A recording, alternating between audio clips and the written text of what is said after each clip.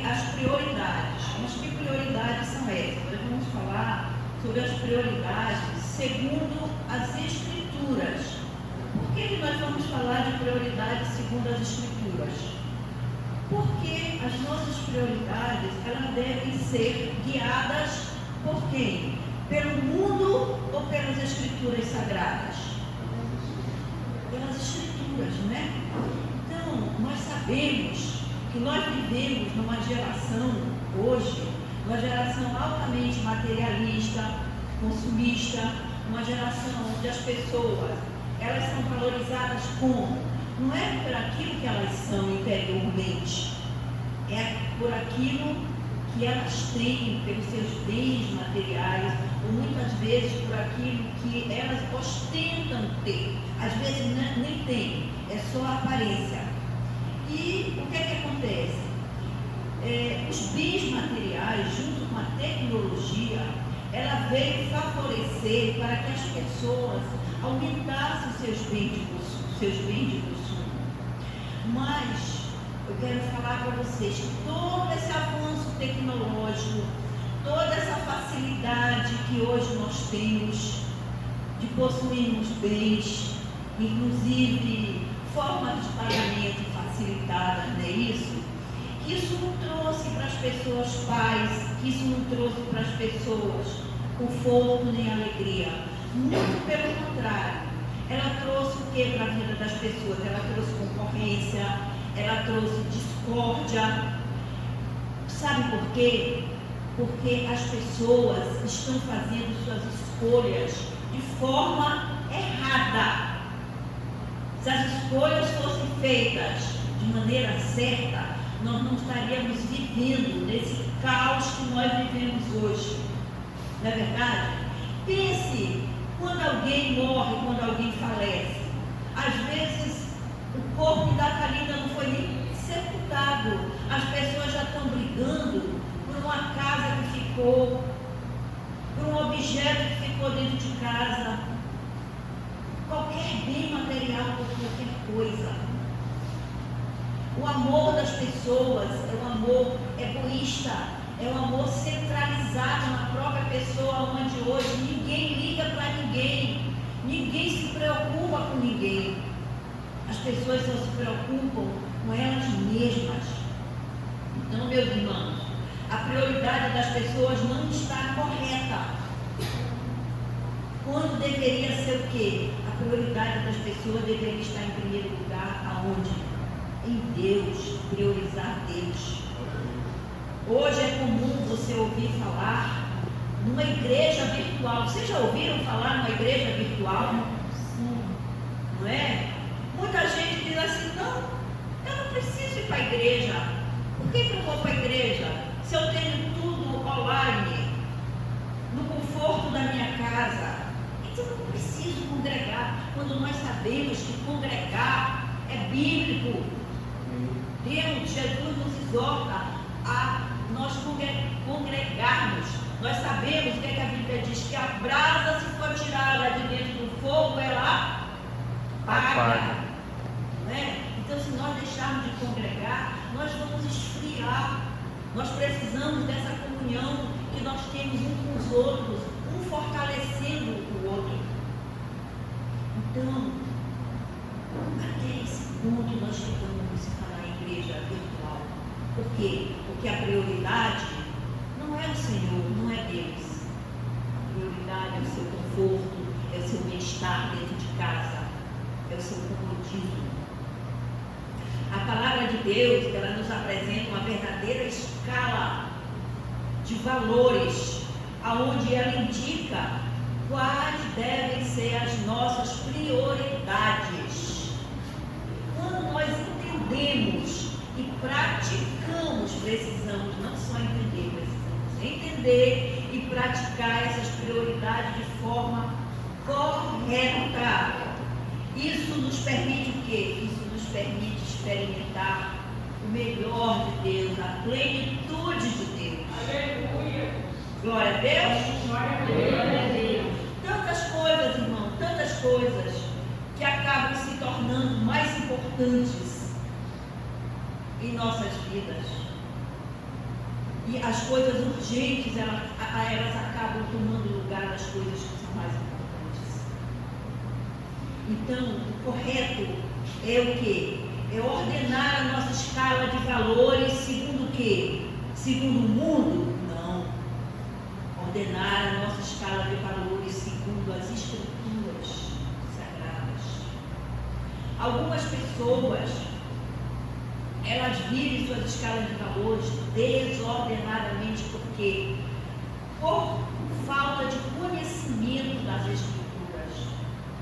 Mas existem também aquelas que elas conhecem as escrituras, mas elas não conseguem colocar em prática a palavra do Senhor, aquilo que elas conhecem, que é priorizar o Senhor.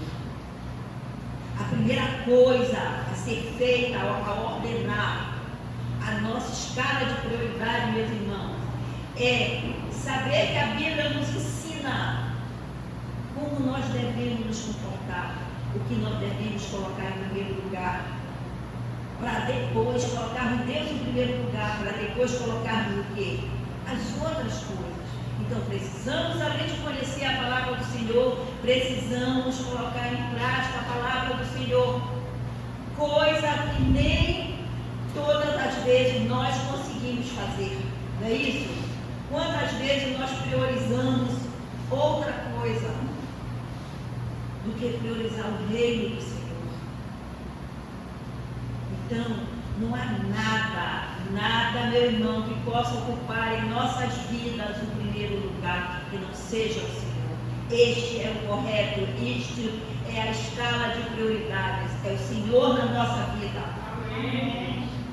O mandamento dado ainda lá, que Deus deu ainda lá para Moisés, que posteriormente ele é enfatizado por Jesus. Nós podemos ver aonde? No Evangelho de Marcos, capítulo 12, do versículo 28 ao 31. O versículo 28, ele diz assim: um escriba, vendo Jesus falar com as pessoas, ele entendeu que Jesus sabia das coisas. Então esse escriba, ele vai e pergunta para Jesus: qual é o primeiro mandamento? Qual deve ser o primeiro mandamento? Versículo 29, Jesus diz assim para aquele escriba: ouve Israel, o Senhor teu Deus é o único Senhor. Então o nosso único Senhor deve ser Deus. O nosso único Senhor não pode ser os nossos bens materiais, meus irmãos. Não pode ser o nosso eu, não pode ser o nosso comodismo de ficar em casa, deitado vendo televisão, nas redes sociais, no celular. Deve ser nosso único Deus. Amém. Versículo 29, ele diz: ouve Israel, o Senhor teu Deus, o teu único Deus. Versículo 30, ele diz: amarás, pois, o Senhor teu Deus, de quê? De todo o teu coração, de quê? De toda a tua alma, de todo o teu entendimento e de toda a tua força. O que Jesus, meus irmãos, está nos dizendo com essa afirmação? O que Jesus está nos dizendo? Ele está nos dizendo que amar a Deus de todo o coração, de toda a alma, de todo o entendimento, de toda a sua força, é colocá-lo em primeiro lugar. Aleluia. A sua prioridade, a sua escala de valores, a sua prioridade tem que ser Deus em primeiro lugar. Jesus deixa bem claro, irmãos, que quem quiser segui-lo deve reconhecê-lo, deve tê-lo em primeiro lugar na sua vida. Ele deve ficar na frente daquelas pessoas, ou daquela pessoa que você ama mais, que você quer mais bem. Seu filho, sua esposa, seu marido, seja lá quem for. Obrigada. Então o Senhor deve ser o primeiro valor na escala de prioridade da nossa vida. Mateus, capítulo 6, versículo 33, ele diz assim: mas buscar em primeiro lugar o quê? Deus.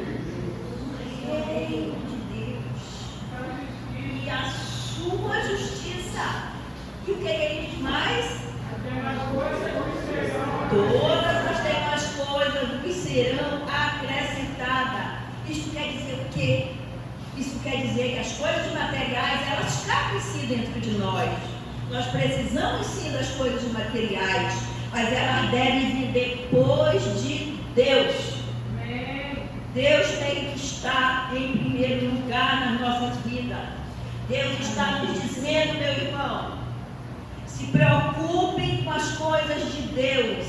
E o quê? E as demais coisas vos serão acrescentadas.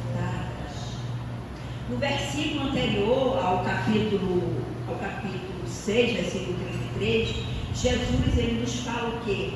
Ele nos fala que nós não devemos nos preocupar com as coisas terrenas.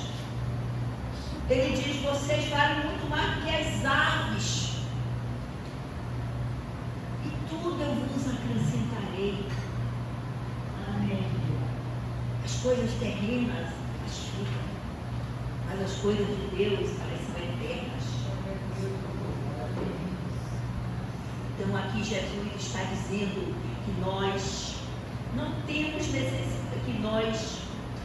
necessidades materiais superior a Ele.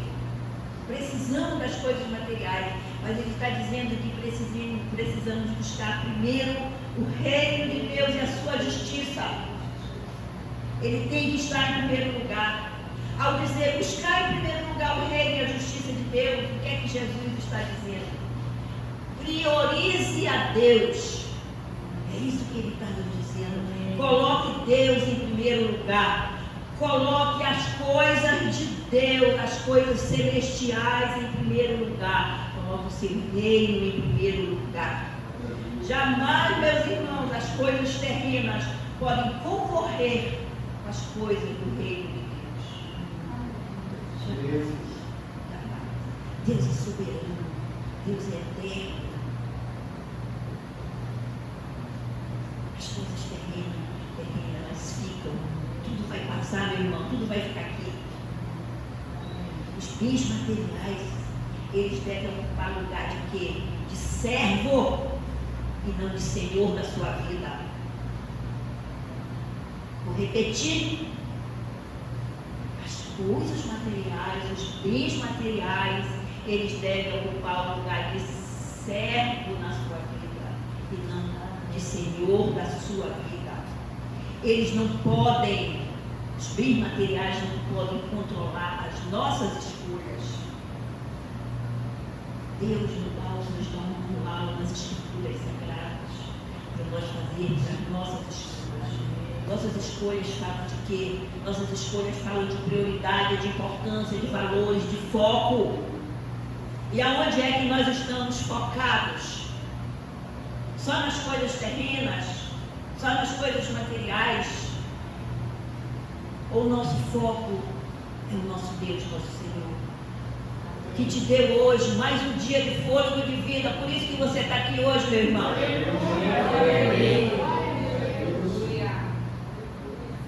Aonde está o nosso foco? Mais adiante nós vamos ver um pouquinho a história de três homens que o Evangelho de Lucas nos fala, no capítulo 9, aonde Jesus põe à prova algumas pessoas, 3 pessoas que queriam seguir.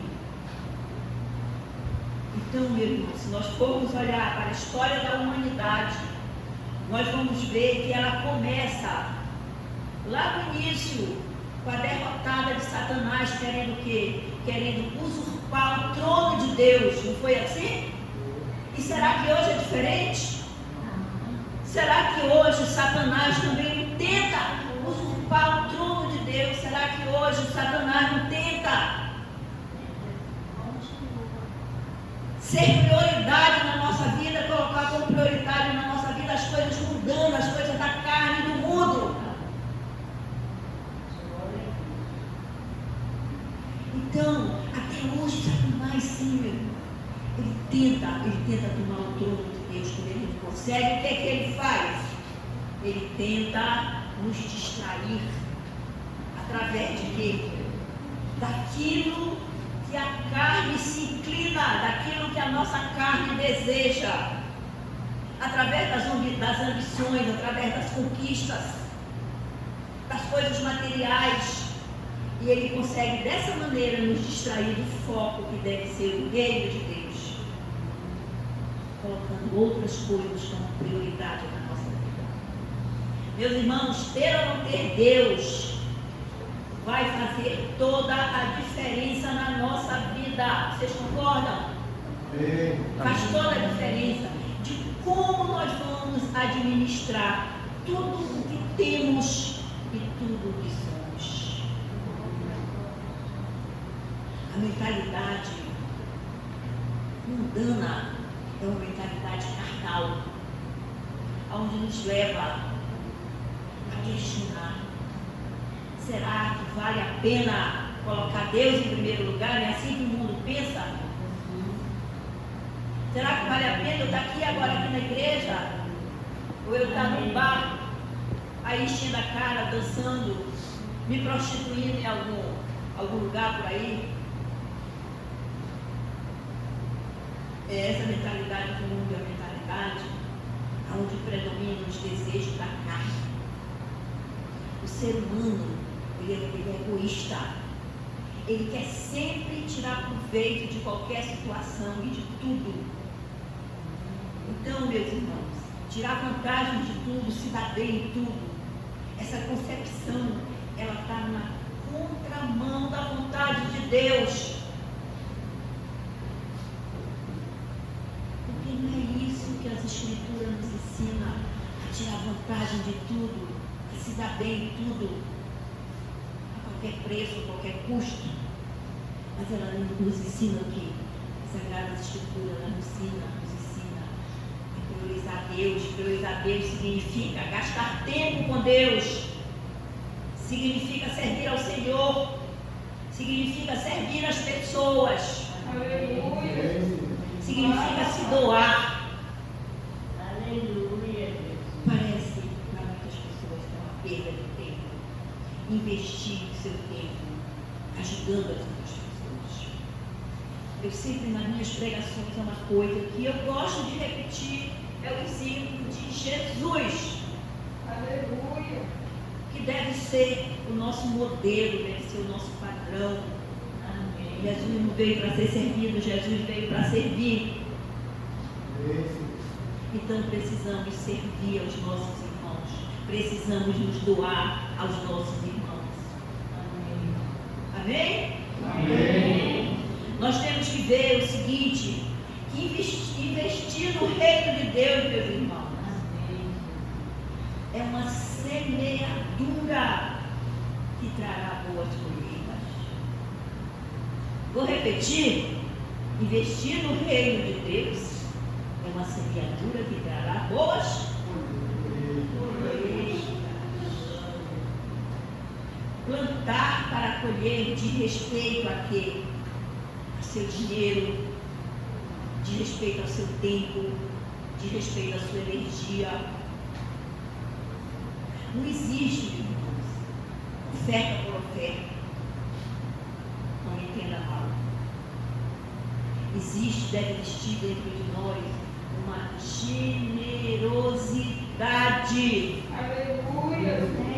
Uma generosidade para quê? Porque o discípulo do Senhor, ele precisa ser generoso, ele precisa ser como Jesus foi, que veio para servir.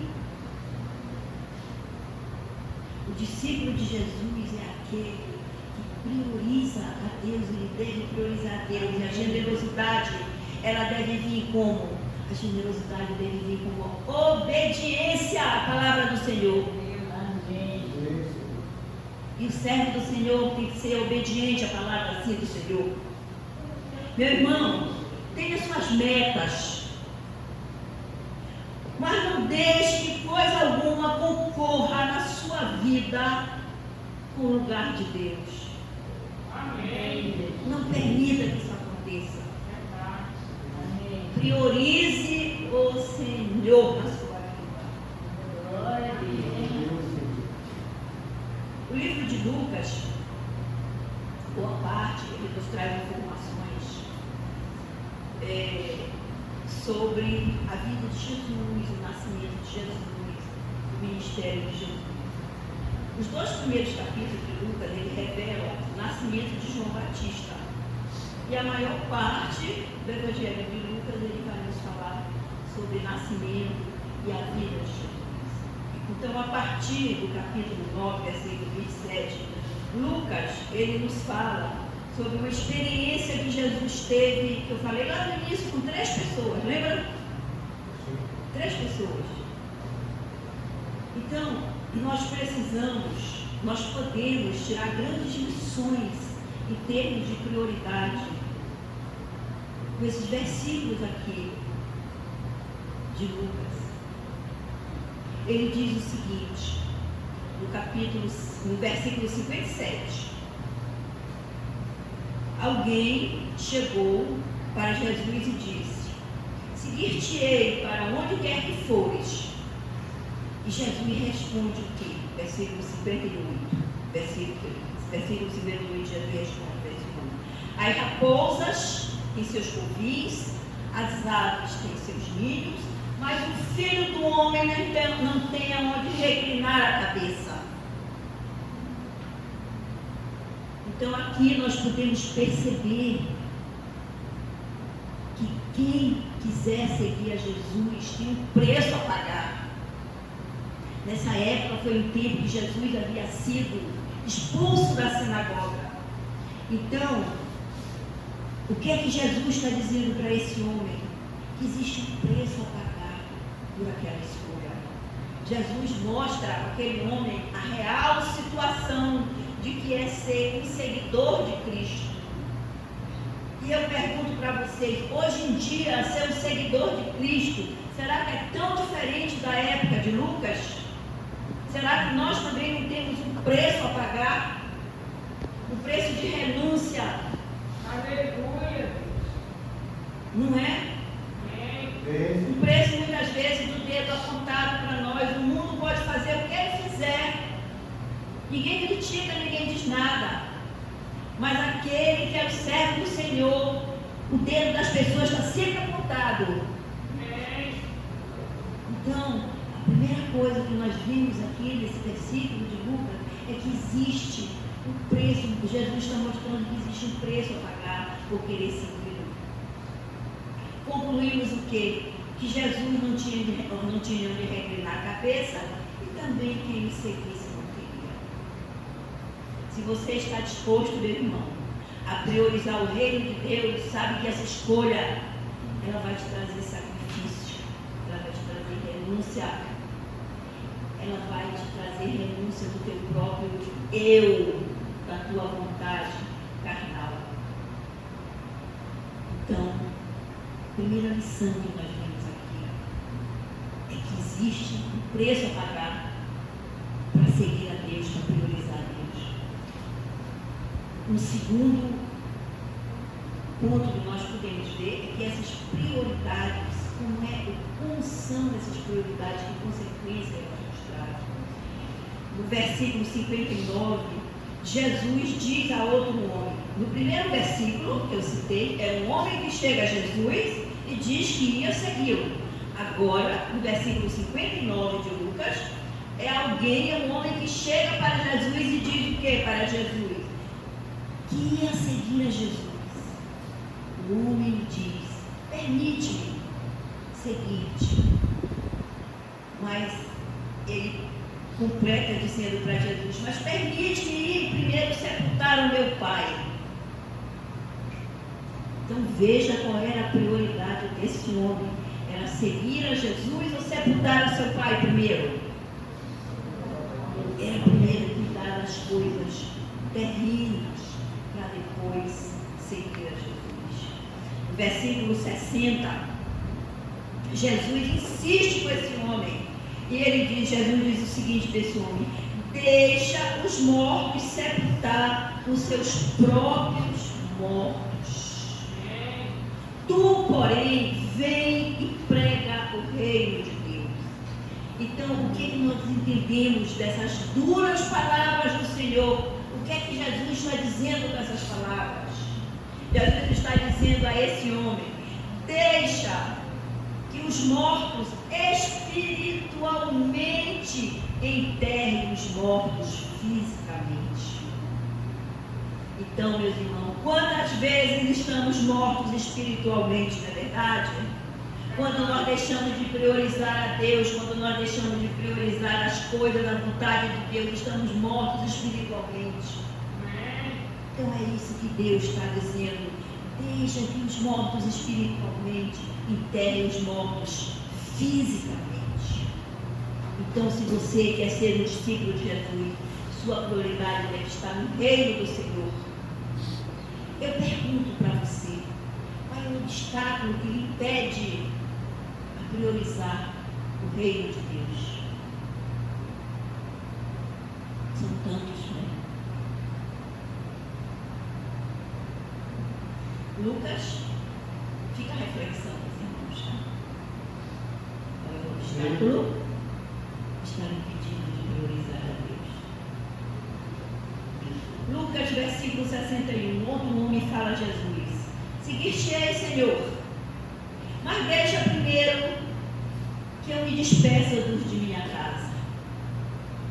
Versículo 61, Jesus responde: ninguém que tendo posto a mão no arado, olha para trás, está apto para o reino de Deus. Então o que é que Jesus está dizendo?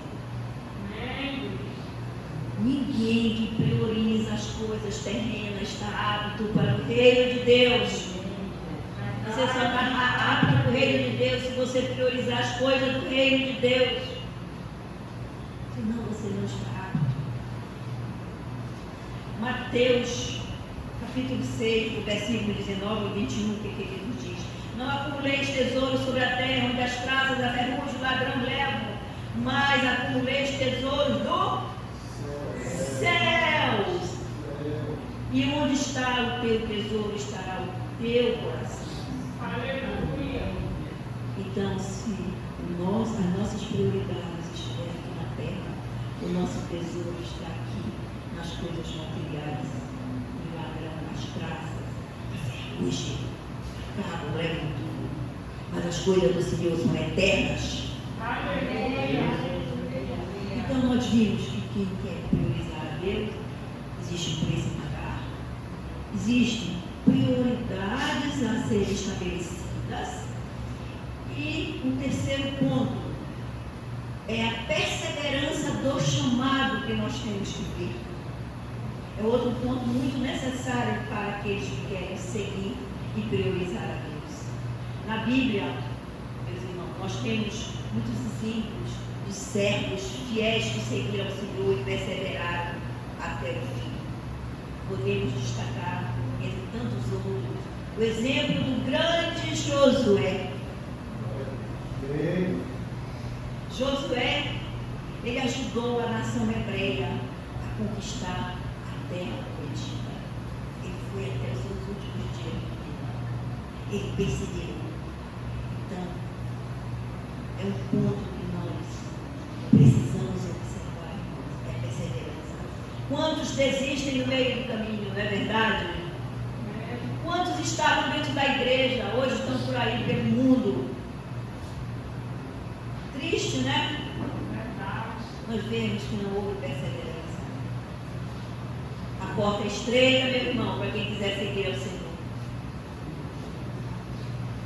Então, muitos preferem seguir a porta mais fácil, que é a porta larga, mas a porta larga leva a perdição e não a salvação. Josué, capítulo 23, versículo 12. Josué está, entende-se que Josué está nos seus últimos dias de vida, já está velho, já está idoso. E Josué ele deixa um discurso para o povo de Israel, deixando para os filhos de Israel o quê? Um legado para os filhos de Israel. E eu pergunto para nós, não vou dizer para vocês, eu pergunto para nós, será que nós somos também povo de Israel? Jesus, quando veio, o povo de Israel achava que era só para eles, né? Que era só para o reino de Israel. Mas Jesus veio para todos aqueles que querem aceitá-lo. Então, nós também somos povo descendente de Israel, somos povo do Senhor, raça eleita por nosso Deus. Então, por que Josué, nos seus últimos dias de vida, no seu último discurso, ele convoca quem? Ele convoca os anciões, ele convoca os líderes, ele convoca os líderes de tribos. Por que Josué convoca essas pessoas? Neste contexto, nós podemos concluir o quê? Que aquelas pessoas que eram cristãs, elas iriam responder apenas pelos atos delas. Mas aquelas pessoas que eram líderes, que tinham pessoas sob a sua liderança, pessoas que eram influenciadas por seus líderes, eles iam responder não só pelos seus atos da sua vida própria, mas eles iam responder também pela maneira, pelo modo como eles influenciaram e guiaram essas pessoas. Então, você que é líder de alguma coisa, de alguém, na igreja, dentro da sua casa, você precisa ver o que você está transmitindo para as pessoas que você lidera. Entre tantos legados que Josué deixou, nós vamos nos deter no legado de quê? De que Israel deveria servir ao único Deus. Glória a Deus? Glória a Deus. Josué, capítulo 24, versículo 14, ele diz assim: agora, pois, temei ao Senhor e serviu com integridade e com fidelidade. Deixai fora os deuses aos quais serviram nossos pais, da além do Eufrates e do Egito, e serviram ao Senhor. Aqui fica claro, meus irmãos, que Deus exige adoração com exclusividade, porque só é adoração a Deus se for com exclusividade, se não for, não é. Porque só existe um único Deus a quem devemos servir. Mateus 6, versículo 24, ele diz assim: ninguém pode servir a dois senhores, porque ou há de aborrecer-se de um e amar ao outro, não se devotará a um e desprezará ao outro, não poder servir a Deus e a riquezas. Olha o que Deus está nos dizendo. Então não podemos servir a Deus e ao mundo. Precisamos escolher quem é que nós queremos priorizar nas nossas vidas. É o reino de Deus e as coisas de Deus, ou são os nossos bens materiais, as nossas coisas perecíveis. Fica claro que Deus exige uma adoração exclusiva, porque só é adoração se for exclusiva. Essa situação de adoração a Deus, ela é bem exemplificada em Gênesis, capítulo 22, uma passagem bem conhecida, a passagem do Moriá. O período que antecedeu o nascimento de Isaac, o coração de Abraão, que era pai de Isaac, ele vivia servindo ao Senhor de altares e altares. Só que depois que Isaac nasceu, o coração de Abraão ficou dividido. Então Deus não estava mais como prioridade no coração de Abraão depois que Isaac nasceu. Gênesis capítulo 22, versículo 2, Deus diz assim para Abraão: toma teu filho. Presta atenção, quem é que Deus está mandando tomar? Teu filho Isaac, a quem tu amas, e oferece-o em holocausto. Aí nós passamos do versículo 2, nós passamos para o versículo 12, aonde Deus diz o seguinte para Abraão: não estendas a mão sobre o rapaz. Ele não diz mais, não estendas a mão sobre o teu filho, como ele disse no primeiro versículo. não estendas a mão sobre o rapaz e nada lhe faças. Qual é a ideia aqui, meu irmão, que nós temos sobre o que Deus está falando para Abraão? Deus está dizendo para Abraão: arranca do teu coração aquilo que está tomando o meu lugar. É o teu filho que está tomando o meu lugar, desde que ele nasceu. Eu não sou mais prioridade na tua vida, é o teu filho. Então arranca do teu coração aquilo que está tomando o meu lugar, aquilo que impede de oferecer a mim uma adoração por exclusividade, uma adoração exclusiva. Amém. O que é, meu irmão, que no teu coração está te pedindo de oferecer uma adoração exclusiva a Deus? É o teu filho, é o teu marido, é a tua esposa, é o teu trabalho, são as tuas ocupações. Eu não sei, você sabe. Faça uma reflexão. O que está tomando o lugar de Deus na tua vida, meu irmão? Quando Abraão coloca o menino no altar, não entende-se que no mundo espiritual Abraão está arrancando do seu coração o que o impedia de adorar a Deus com exclusividade. Amém? Amém? Amém. Deus se agrada, meu irmão, quando nós nos esvaziamos de outros deuses. São tantos deuses na nossa vida, não é verdade? Que nos distrai, que nos ocupa, que toma o lugar de Deus na nossa vida.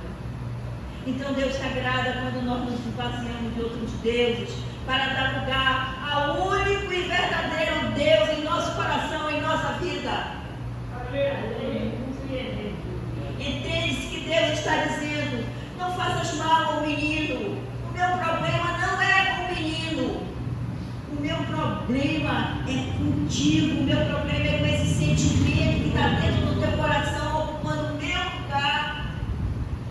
Não é com o menino, é com esse sentimento que está dentro do teu coração, ocupando o lugar de prioridade. Josué, capítulo 24, versículo 15, ele diz assim: eu e minha casa serviremos ao Senhor. Porém, antes dessa afirmação, Josué, ele dá uma possibilidade que não existe. Ah, mas como assim? Que Josué está dando uma possibilidade que não existe. Vamos lá, vamos procurar entender o que foi que Josué disse? Então, ele diz assim: a primeira condição, que é a primeira afirmação, ele diz assim: se vos parece mal servir ao Senhor, então escolhei servir a quem? Aos deuses a quem serviram os vossos pais. Então percebam, quando ele diz se vos parece mal, esse se é uma conjunção condicional. É aquilo que você diz ao seu filho: se você passar, se você tirar notas boas, você vai ter direito ao passeio, você vai ter direito àquilo, àquilo outro. É uma condição, é condicional. Então aqui ele está dizendo: se vos parece mal servir ao Senhor, escolhei a quem servais, se aos deuses a quem serviram os vossos pais. Josué, ele dá uma possibilidade que não existe para que Israel escolhesse servir a outros deuses. Era necessário o quê? Era necessário que parecesse mal servir ao Senhor. Então, quando Josué diz sirvais a outros deuses, essa possibilidade não existe. Por quê? Porque para servir a outros deuses era preciso que parecesse mal servir ao Senhor. E essa possibilidade existe? Parece mal servir ao Senhor? Não, né? Então, por que Josué dá essa possibilidade de ser mal servir ao Senhor? Porque Josué sabia que era impossível olhar para Deus e ver que era ruim, que era mal servir a Deus. Ele tinha compreensão. Como essa possibilidade não existe, então também a a possibilidade de servir a outros deuses também não existe. Sabe o que eu estou dizendo? Vocês sabem o que eu estou afirmando? É que as pessoas só podem entender que é mal servir ao Senhor se o Senhor for apresentado de modo errado para as pessoas. Antes de Josué chamar Israel para servir ao Senhor, Josué ele vai dar o exemplo dizendo: eu e minha casa serviremos ao Senhor.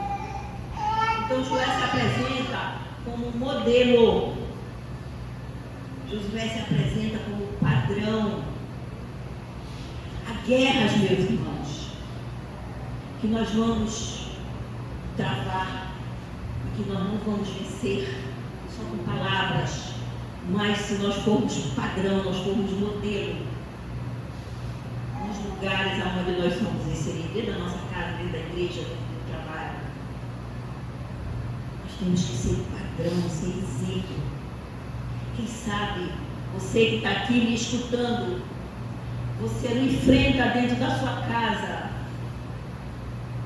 uma guerra espiritual com alguém, onde você já chorou, onde você já orou, você já consagrou, você já jejuou, nada aconteceu, nada mudou. Amém. Não é verdade? Então eu quero te dizer que você vai vencer essa guerra, sendo exemplo, sendo padrão. E a gente sabe que as nossas atitudes, o nosso comportamento, eles falam mais alto do que as nossas palavras. Josué, capítulo 24, versículo 16, ele diz assim: então respondeu o povo de Israel: longe de nós abandonarmos ao Senhor para servir outros deuses. Uma vez que a nação viu o exemplo de Josué, ela decidiu servir ao Senhor. Então, seja exemplo onde você trava, onde você traz uma batalha para ganhar aquela pessoa para o Senhor. As pessoas, meus irmãos, é que ouvem as nossas pregações, elas precisam ver em nós o que nós pregamos. Elas precisam ver em nós o nosso exemplo. Não é só falar. Nós podemos ver na história, por exemplo, de Gideão, um exemplo de que o povo fazia tudo o que Gideão dizia. Gideão disse para o povo durante aquela guerra: vocês vão olhar para mim e vão fazer tudo o que eu disser. Eu vou gritar, vocês vão gritar.